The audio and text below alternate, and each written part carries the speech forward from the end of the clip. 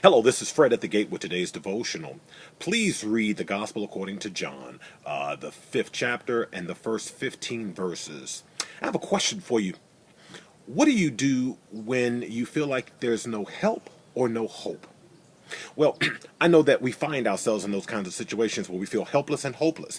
And in this text, what we have is a man who has been infirmed for 38 years. We refer to him as being paralyzed or lame, but he's had this infirmity for 38 years.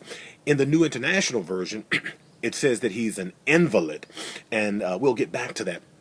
However, 38 years is a long time, and unfortunately, when we find ourselves in a situation for a long period of time, we often just embrace that as that is our lot in life. That is the reality, and we just accept it. But what I'm saying to you today, my brother, my sister, you do not have to accept those situations where you feel helpless and hopeless, because there is help, and his name is Jesus Christ.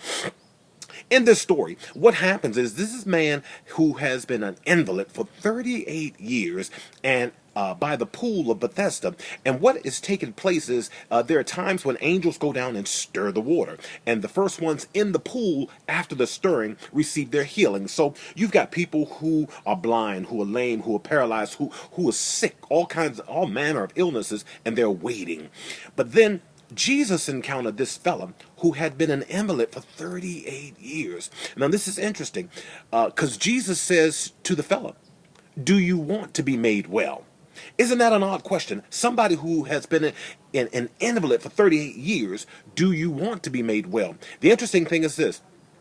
Merriam-Webster defines invalid as someone suffering from disease or disability.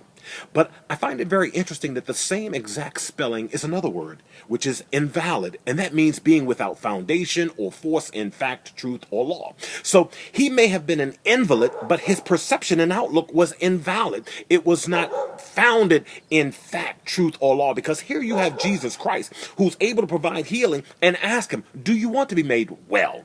And so if you find yourself in a situation where you feel helpless and hopeless, understand, first of all, eliminate your excuses. When Jesus asked the question, he began to make excuses. Well, there's nobody to help me, and every time I try to go, someone goes ahead of me. Eliminate the excuses when you're feeling helpless and hopeless. The other thing is you have to exercise faith. Jesus told the man, take up your bed and walk.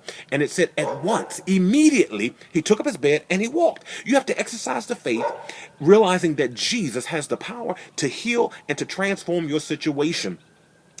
But notice what he said, take up your bed and walk. In other words, you've been in this mess, clean up your mess as you go forward. And then Jesus tells him that now that you're healed, go and sin no more, or something worse will happen to you. We have to eradicate sin from our lives. You can't continue to do what you've always done and want to have it God's way. If you want God's results, you got to do it God's way.